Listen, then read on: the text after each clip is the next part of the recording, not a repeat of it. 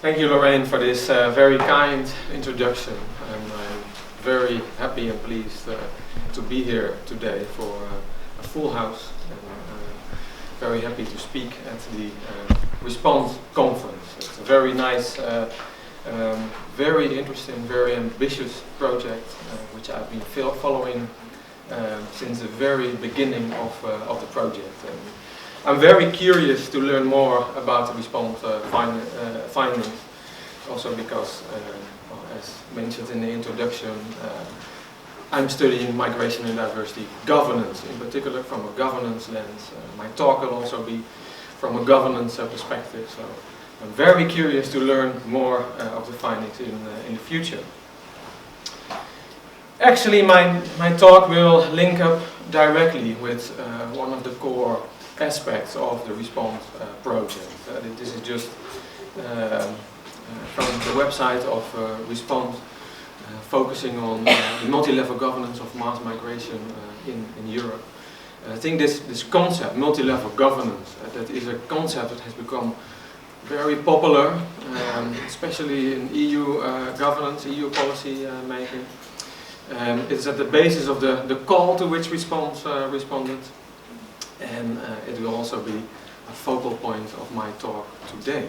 So what can we actually do with this concept of multi-level governance? And does it help us much as scholars to understand the reality of migration governance? Because as the next part of my presentation will already kind of spoil, I have become more critical of the concept multi-level governance. So it's a nice normative concept, it's a sort of an ideal, and I understand why from an EU perspective multi-level governance is what you would want to work in a very nicely coordinated way. But if I look at the reality of migration governance, I rarely come across real successful, effective cases of multi-level governance working in practice. So the guiding question for my talk today is, why does migration governance actually so often derail? So rather than seeing a well-coordinated structured policy process, either hierarchical or multi-level governance, why do I see so much chaos? And how can we try to understand that chaos rather than sticking to the standard phrase that policy is just chaos and that's how it is? I want to understand why it is so chaotic. And that it is chaotic is, well, manifest from many examples. I mean, I'm a governance scholar, I've also studied other policy areas, but I rarely come across a policy area where the term crisis is used so often, almost constant, I would say, as in the field of migration and diversity governance. So they, policymakers, seem to be in a constant crisis mode. And the refugee crisis is only the most recent manifestation of that. And it is, of course, questionable what sort of crisis it was. It was a humanitarian crisis, but today I will not focus on that part. I will focus on what does it mean in terms of a crisis of governance. And there are many other examples of crisis. The multicultural crisis, for instance, one that my country has also gone through in a very outspoken way. Another element of chaos is language, jargon. There were a couple of sessions at this conference where there was a lot of reflection on language, and rightly so, because there are not many policy areas where language is so contested at a fundamental level as migration. So that even the most basic terms, who is a migrant, is contested. Yesterday Professor Chetty also highlighted that it's very hard to define who is a voluntary humanitarian migrant and who are other types of migrants. The distinction between a refugee and a migrant, which is academically not very clear, but the term climate refugees, I keep being told by more sociological colleagues in our field that this is the most common form of migration, climate migration, but the term climate refugees is not accepted. And that leads again to chaos and crisis mode in governance. That we don't have a clear language. Another one is a discrepancy between governance levels, between actors active in migration governance, to put it more precise. I think we all like the idea of sanctuary cities. It's very friendly, very good of those cities. But from a governance perspective, it's quite amazing to see this discrepancy between actors operating in the same governance field. So what does that say on the governance of migration and diversity? If you are living in one country as migrants and you get totally different messages from city A or city B, or from a city and a region, or a city or a state, or a city or an NGO. So what does that do with the mode of governance in this area? And another one is, which contributes to the chaos somewhat paradoxically, is the strong belief in quick fixes, as I call it. And so the strong belief that if there is a problem, migration from Mexico to the US, you go for the fastest and most easy to communicate solution, you build a wall. And that is, of course, when you look at it from a governance perspective, not a very well thought through approach to a very complex policy phenomenon. And with Trump's wall, I use perhaps the most easy example to refer to, but there are many, many, many examples where policymakers just choose the first, easiest to implement, easy to communicate policy solution, rather than really engage in a conversation with the complexity behind the phenomenon of migration and diversity. That will be the heart of my talk today, is to have a look at this complexity and how we can engage with it. I'm not the only one to do that. There have been some shining examples before me. The work of Stephen Castles, for instance, working on why migration policies actually fail. But Castles looks more on why do policies fail given their own stated objectives. And I try to look more on why do they fail to comprehend complexity. And so why do they fail to add anything to the feeling that we are at least doing something meaningful in the governance of migration. And Castles, just like Gabriela Haaf and Virginie Giraudot, also look a lot at contextual factors, like the impact of globalization on governance, or the impact of political systems on governance. I try to understand more, I try to focus more on the inside of the governance process. I try to get in the head of policymakers. What is it that prevents or helps them, there are also positive examples, so what prevents or helps them to come to terms with the complexity of migration and migration-related diversity. So I try to build on these shining examples, but also have a slightly different focus.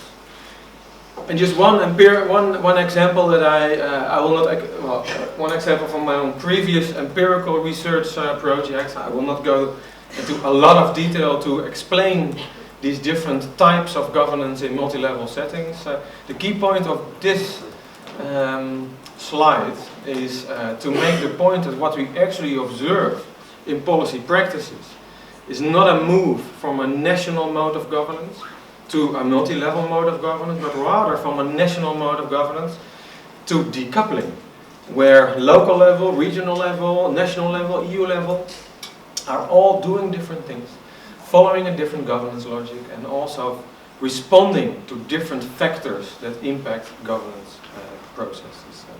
So we have described this in the past as decoupling. And decoupling, again, is a characterization of chaos and failure to come to terms with complexity.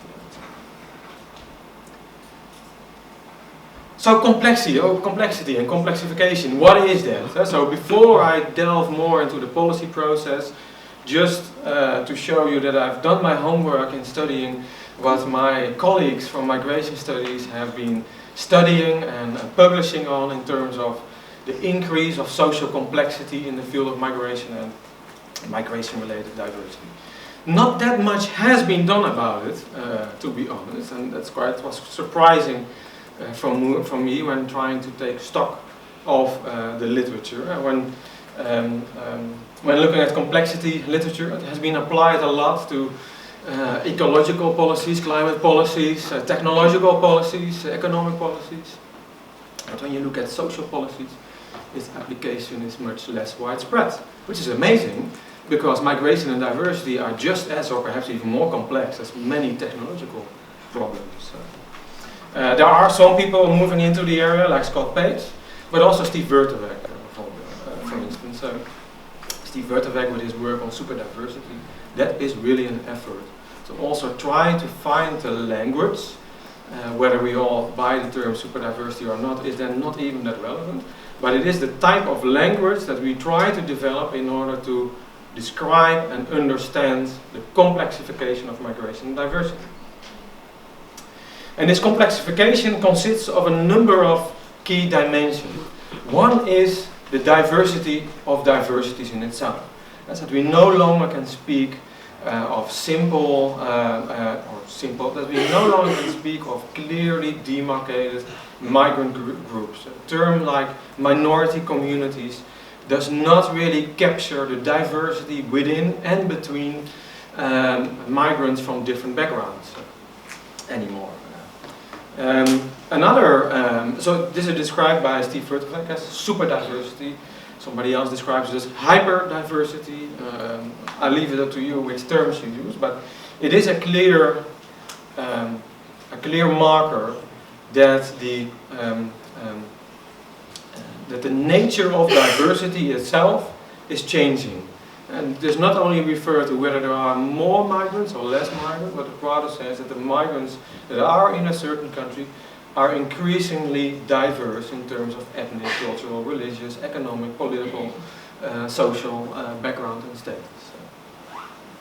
Another point, which is more often forgotten, is that it's not only diversity within migrant populations, but also that the population becomes increasingly floating. So the old idea of a migrant leaving one place, moving and then settling and integrating in another place, that less and less captures the reality of mobilities, as we are increasingly describing it in the field of migration studies. So perhaps in 10 years from now, we are all studying mobility studies rather than migration studies. But this floatingness is one of the next big trends that is receiving attention. And actually, we did a very simple basic analysis of our own city of Rotterdam, where we saw an increase of the annual percentage of people moving in or out of the city from about 2 to 4%. 4% doesn't sound that much, but if that's an annual percentage of your urban population that is on the move, it's very substantial. And it raises all sorts of fundamental questions. So how and whether and who do you actually integrate in your city if your city is increasingly floating? That type of questions is challenging traditional conceptions of policy more and more often. And the last point from complexification of migration and diversity is that the shape that mobilities take, the shape that superdiversity takes, is not universal. There are huge differences between the mobility patterns and diversity patterns per city, and sometimes even within a city, between neighborhoods. And there are differences between countries. Something that Respond is doing a great job also in revealing to us. That realities of migration governance are so incredibly different between countries, but they're also different within countries, and they're different between different periods, for instance. So this basically says that to capture complexification, we also cannot have these capture-all universal models that describe diversity anywhere and anytime, which is, let's be honest, a tendency that we as migration scholars have also had in the past and still have to some extent. Again, a visualization from my own current research on cities of migration. We're trying to capture diversity of diversities in different types of cities. It doesn't really matter which cities are where for the moment. This is just to show that there are very different types of cities of migration. So some cities are super diverse, like London is, for instance. And some cities are new migration cities. Some cities are more pathway stations, cities where people move to. In some cities, diversity still has a multicultural configuration with clearly definable groups and communities. And in other cities, that's entirely no longer possible to do that. So it's this variation, this no one size fits all, that we need to take into consideration when studying governance. So this idea that there can be one universal mode of governance to manage migration or migration-related diversity, that's really something that I would like to challenge. And also something that we as academics should also not tell the policymakers. That I will not give a certain label, but let's say that Model A for dealing with migration and diversity governance would apply everywhere and any time. That's really not a lesson that we should give to policy makers, because it fails to capture complexity. So what should we do then? Because just saying it's also complex and let's leave it at that, that's of course not so helpful. Although it is a very important big step to make policymakers aware that the phenomenon that they are dealing with is incredibly complex and cannot be solved with quick fixes. But still, I think as academics we should not stop there. There are actually very good ways for dealing with complexity in a much more fruitful way than I see so far in the field of migration governance. This is an amazing book from P.W.A and Thompson, working more on climate and environmental policies. And I think we should do that more often as migration scholars, look at good work in other fields that can also be relevant for our field of study. They have this very provocative title, Clumsy Solutions for a Complex World. When I speak to policy audiences and when I say, well, you need more clumsy solutions, then I lose the entire audience. But I think it makes a lot of sense from an academic perspective, just as an eye-opener for them. What they are saying is that dealing with complex problems or wicked policy problems, that's one of the new buzzwords in this field of study, requires that you actually acknowledge and try to come to terms with the complexity of the phenomenon itself. And what does that mean? It means not treating complex problems as standalone issues. I think that should be recognizable for many of you here, because that's precisely what is being done with migrant integration, with migration. It's set apart as a standalone issue, as if migrant integration is something that you can manage with a separate policy, with a separate minister, with a separate budget. That's really something that I want to challenge. From government to governance in complex actor networks. Governments cannot do that much. That's again a point where I usually lose my policy audience when I tell them that governments can hardly have any effect on migration regulation and integration promotion. But it is important that in order to govern migration and diversity, you need much more complex actor constellations. Even with migration governance, the role, many people will have flown, have come here by plane. And then you'll see that a lot of migration policy implementation is done by your airline or by the airport, for instance, no longer just by states. That is already a trend that is there. Governance is a process rather than an output. And I'll come back to that later, but because there I think that the term response is very on spot. That's a very good title, because that already says that the best thing you can do is to respond constantly to new situations. A sort of Dutch-English saying, what we then would say in the Netherlands, the best thing you can do is always run behind the facts. But then as good as possible. That's the best thing you can do. That's the best thing you can do. Another point is that complexity does not have boundaries. It doesn't stop at borders. So you should target the whole population. You should target generic institutions, generic structures, generic policies, generic politics. You should not set it apart. Okay, I'll try to make that more precise later. But before I want to go to somebody else who has been, people who have been a major inspiration for my work on complexity governance at least. And this is a book already from the early 90s. And it's really something that I ignored for a very long time. I had to study it in my master program and then I forgot it. I didn't burn it, but I forgot it, the work. And it was more than 20 years later when I rediscovered what Helen Ingram and Anna Schneider, two American political scientists, what they had described in their book Policy Design for Democracy is actually precisely what I see in migration and diversity governance, which is a degenerative policy design. So a logic of policy making that carries in itself a long range of factors and tendencies that lead the policy in the end to have no grip on the policy phenomenon itself. So a logic of policy making that prevents the policy from having an effect. It's quite serious, but that's precisely what they described in their degenerative policy design work. And there has been more work on this, on policy fiascos, on fatal remedies. areas where certain policy remedies do more harm than that they do good. And that's again something that I do see a lot in the field of migration and diversity governance. That's again a hard message to policy audiences, that at first I tell them they cannot make a big difference, and then I tell them that some of their remedies have been fatal. That's not always the nicest meetings, I have to say.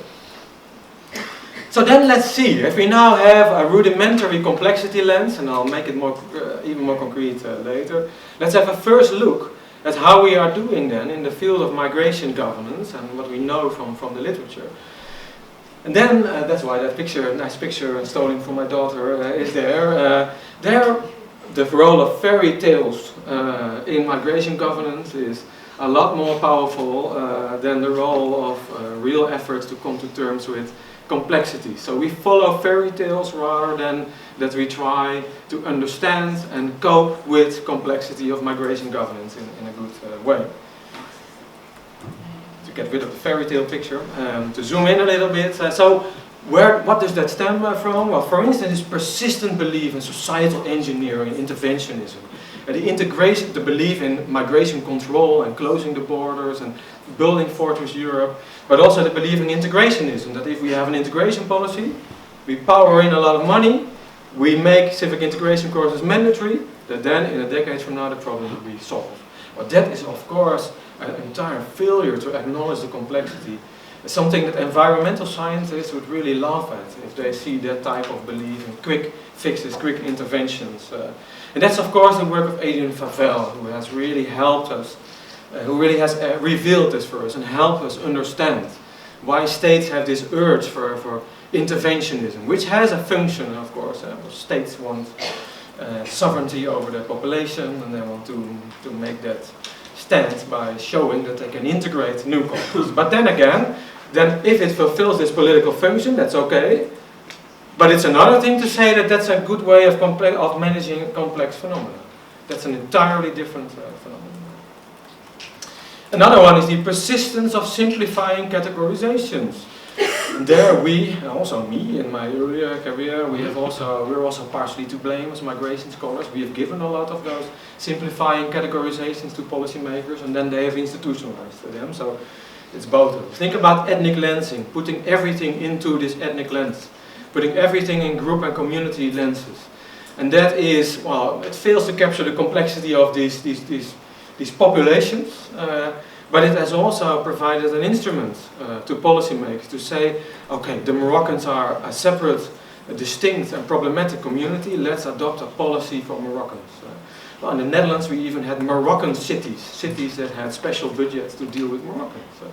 And I'm very happy to say that they have been cancelled, but they said a lot about the attitude of Dutch governments. And the performative effect of these categories. So these categories also start living their own life. I was very happy in the Netherlands that the term allochtones was abandoned.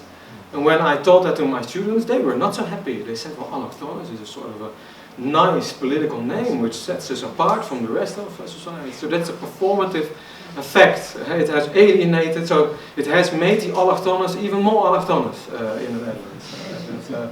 And this is of course the work of Nina Glick-Schiller, to which I'm deeply indebted.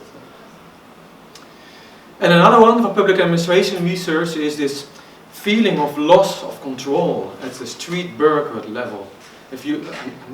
Many of you will have interacted with policymakers, and you then talk with street level bureaucrats. The frontline workers, I think that's the UK term that you use for that. There's this feeling of loss of control and sometimes even meaninglessness. We have to go on the streets and we have to do this or say that, even though we know it doesn't work. That type of response I've heard a lot, also from ministerial departments who say, well, there's a new cabinet in, a new political power constellation. Now we have to make civic integration mandatory, and we know that it works counterproductive, but we still need to do it. And then they ask us, well, how should we remedy that? I say, well, that's beyond my bounds as academic to help you with that. I have no idea. And this crisis mode of governance, it becomes tangible if you go to the street level, to the street bureaucrat level in migration.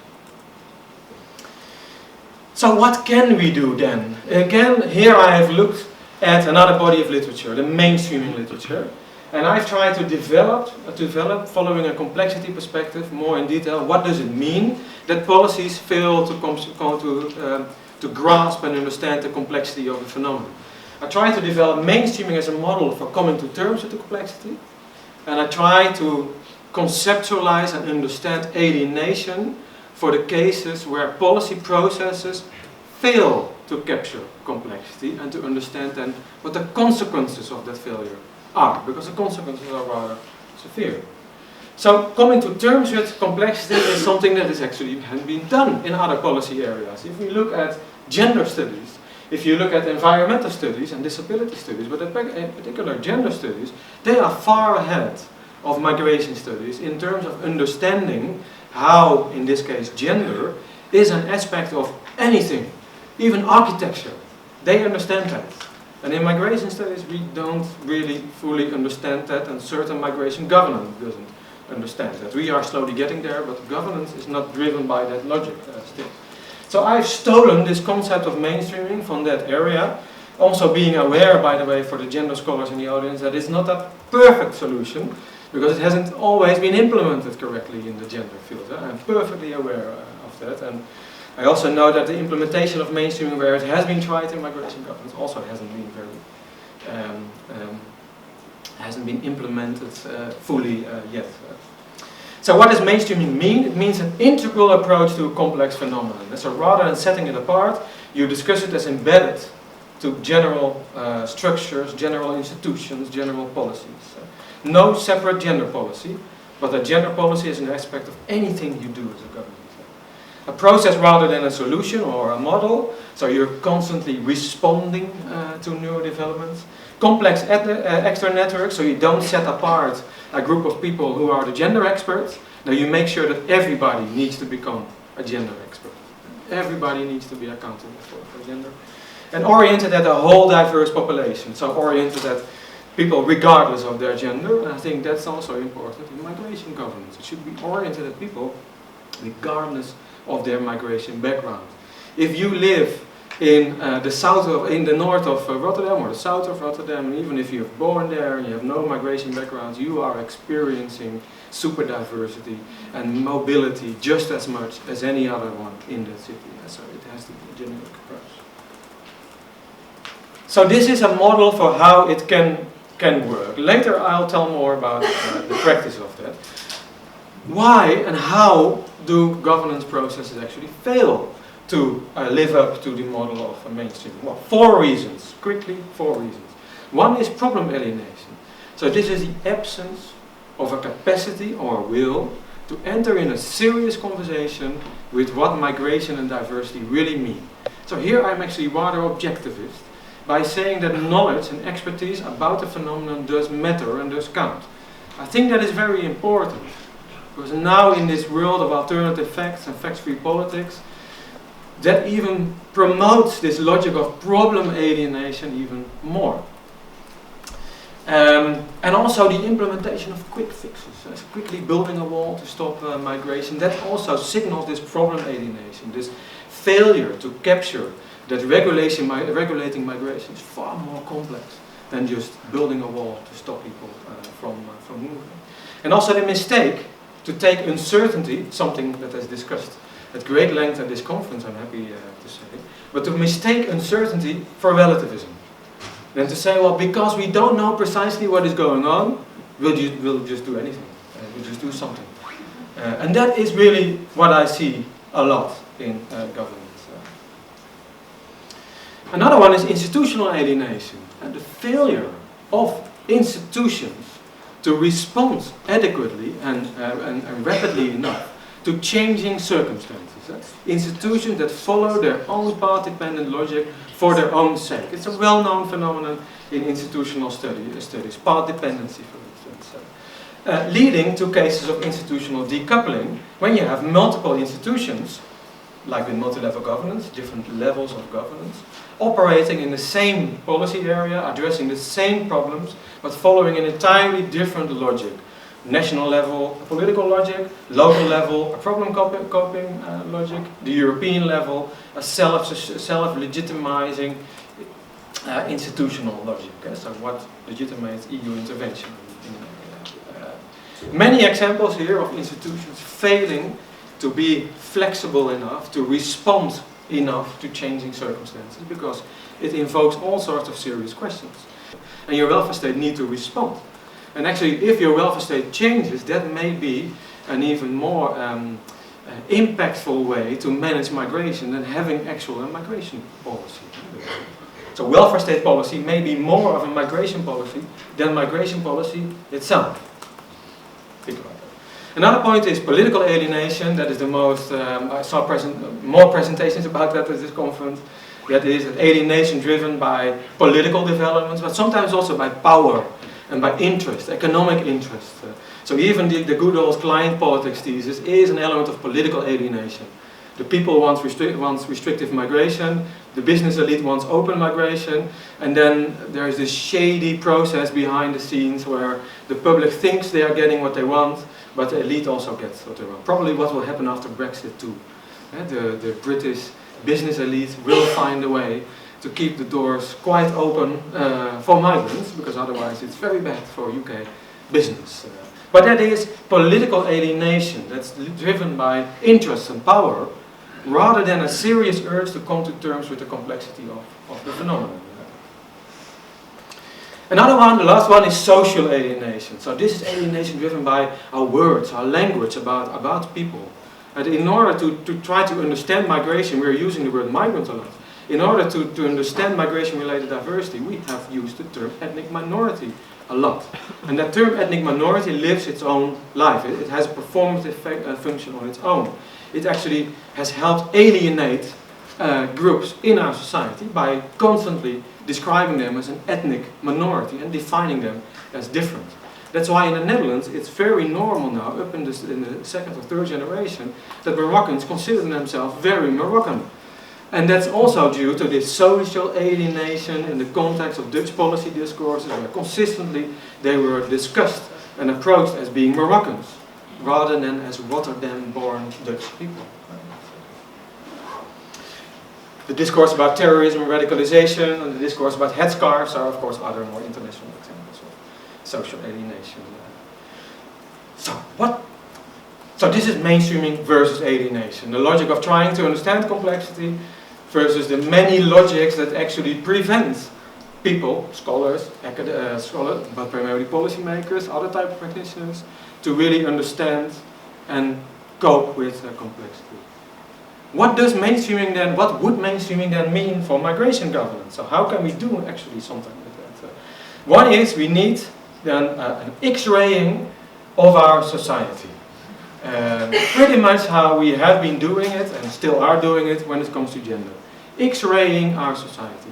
What in our society is bad for gender, is bad for disability, is bad for climate. We should also do that for what does our current society, our current institutions, what do they mean for migration? What do they mean for migration-related diversity? This means thinking beyond migration policy and integration policy. I don't believe, and it's not just my belief, but our empirical research shows that the impact of the traditional institutionalized migration policies and integration policies are incredibly limited in terms of really changing migration diversity phenomena, regardless of where you stand and what your policy objectives are. So this is again a difference between my argument and Castor's argument. It's really regardless of what your policy objectives are. So let's think beyond migration policy. Actually, one of the most important policies in the regulation of migration is environmental policies, is international policies, trade policies, for instance. Environmental policies, the extent to which we manage to come to integrate migration concerns into global climate policies, that will be a key element, a key aspect of how we manage to manage migration in the future. Much more than our actual migration policies for when people are actually at our doors and trying to come in. It's not a really complex story to understand why just having that policy works far less than embedding it into environmental policies. So we need to mobility-proof and diversity-proof our institutions at every level. In our classroom, in architecture, in how we think about how democracy works, in almost anything that we do. everything we need to look at and to make it mobility proof and diversity proof. Again, regardless, I'm trying to be very independent here, regardless of what you want to do with migration and diversity. But if you want to do something with migration and diversity, it has to be done through generic institutions and policies. Another one is you have to be very flexible and responsive. Here again, the Dutch saying, you have to be constantly running behind the facts. You have to accept that that's the best that you can do. You cannot control and manage it beforehand, but you should be running behind the facts as good as you can. The problems can never be solved. This is usually where my policy meetings then end, where I say, well, you should stop thinking about solving migration and integration because you will never manage to do that. But I do believe that that's very important. Don't think about problem solution. So the best you can do is respond to the new complexity. So I hope this gives a new meaning to the RESPOND acronym. Another one is engaging the mainstream. There I do see progress, to be a little bit more positive. There I do see progress. So whereas migration for a long time was just for migration scholars and just for migrants, then you had these city migrant councils where cities try to talk with migrants. Those are gone. I think that's a good thing, because now, well, it's a good thing as long as cities are replacing it with other forms of consultation and discussion, where they engage in a debate with the entire urban society, national society, about the implications of migration and diversity. Some cities, those consultation structures were abandoned and nothing came in place of that. And that's not something that I would agree to, just to make sure I get my point across. So I'm also not arguing to have an isolated migration policy subsystem or an integration policy subsystem. Now, the more we isolate those policies, the less they will ever be capable to comprehend the complexity of the phenomenon. And we should target the whole diverse population. And like this 7 million Londoners campaign was also an effort to do that in a very discursive way, but discursive is good. Usually that's where it starts, and then institutions will follow. Following my dear colleague Janine Dahinden, mainstreaming also means that for the biggest part of migration diversity governance, we need to demigranticize our approach. We should really think about whether what we are studying, what we're trying to manage, is specific to migrants. Because in many cases it's not. It's generic, it has to do with human movement, it has to do with social inequality, it has to do with cultural diversity, but not per definition connected to migrants. So I really buy Janine's story that a big part of our field needs to be demigranticized.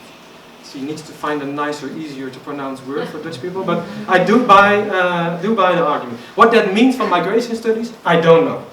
And the use of inclusive proxies. There are many good examples from, well, let's just use another country, like France, where, to say something positive about France, which we don't often do as migration scholars, but their use of proxies by targeting policies based on needs, or based on areas, or based on problems, that is actually not working that bad at all. So just saying we target specific neighborhoods, or we target specific schools, we target specific areas, that is a very nice inclusive proxy, because then you're not saying this neighborhood is a problem. Why? Because there are a lot of Moroccans and Turks in that neighborhood, and that usually comes with a lot of problems. And that's really the type of alienation that we should not have. So the French type of proxies are not that bad, as long as something is done then, the proxy is used to help people. When a proxy is just there to be very neutral and withdraw from the neighborhood and not do anything to help a neighborhood, which is also sometimes the case in France, then I would not be an advocate of that approach. The Global Compact for Migration, I think in this audience, pretty much everyone will be happy with the Global Compact for Migration. The citizen in me is also happy with the Global Compact for Migration, but the academic in me is critical. I doubt it, whether this actually works. So does it actually fit with the complexity of this phenomenon, that we upscale it? I mean, we had a very bad experience with upscaling things to the national level. That didn't work very well. So why do we think that upscaling it to the UN level, why do we all believe that that actually works? And is this really something, can a global UN approach, can that really cope with a complex, no one-size-fits-all type of problem as this one? I am not that sure. I phrase it as an empirical question that I have serious doubts on whether this is a good example of complexity management. I put it very diplomatic. Last slide, almost last slide. So the so what question, trying to wrap it up and take it back to the beginning. I mean, the core message here is let's try to understand the complexity of the phenomenon. If we want to have societal impact, let's not try to simplify migration and diversity, but let's try to help actors working in this field to first understand that it's so very complex. So even as what happened with me in the Netherlands, that I lose 3/4 of my audience of policymakers, then still I think this is better that I at least tell them how complex it is and how limited it is what they can do, than when we create this illusion that migration can be managed and that there are clear ethnic groups that can be targeted. So we should be very reflexive, and you have to use that word. We should also be very reflexive here with the term multi-level governance. Because as an ideal, yes, very nice. I think as an ideal even it fits complexity to some extent, because it says you operate in complex actor networks. But why don't we just call it complex actor networks then? Why would we call it then multi-level governance, which brings this illusion of a sort of, well, that it's all thought through, that there are coordination mechanisms, that there are accountability mechanisms. I mean, this multi-level governance from that sense is more normative. It's a policy ideal rather than that it really helps us understand actual governance practices. And that's why I'm careful with the term multi-level governance. I love all the policymakers in Brussels that use and try to propagate multi-level governance because it's good. But I think we as academics need to be critical about whether what we see is actual multi-level governance. And I hardly ever come across a case where I would say, yes, this fits the conceptualization of multi-level governance as Hoge and Marx have defined it, and this is actually a good way of coming to terms with complexity. I don't see it that often. It requires much more than multi-level governance. It requires responsiveness, flexibility. It requires being able to think in terms of very local situational responses rather than a quick fix and a one-size-fits-all approach. This means that we, as migration scholars, should also not contribute to this illusion that there are one-size-fits-all solutions. Here I'm also critical of my own work again. That's safer in a migration hall, with a hall full of migration scholars here, than that I just name another type of universal migration model which you happen to be publishing about. So I have published a lot about interculturalization and interculturalism. But I don't want to make the claim that the intercultural policy model is a universal model. Not at all. It fits with some cities, especially cities where diversity is really, well, cities that are close to superdiversity in particular. But there are also many cities where other models, which come closer to our old multiculturalist models, would work better. And so there again, we also need to be careful. It's nice to make this claim of grand models, but I don't think it fits 21st century social complexity that we come with those grand models that are offered. And the last thing is academic mainstreaming. Not to contribute to making the term mainstreaming then more vague than perhaps sometimes it already is in its popular use. But I think it is important that we look across the boundaries of migration scholarly work. It's very good that migration studies has come very far.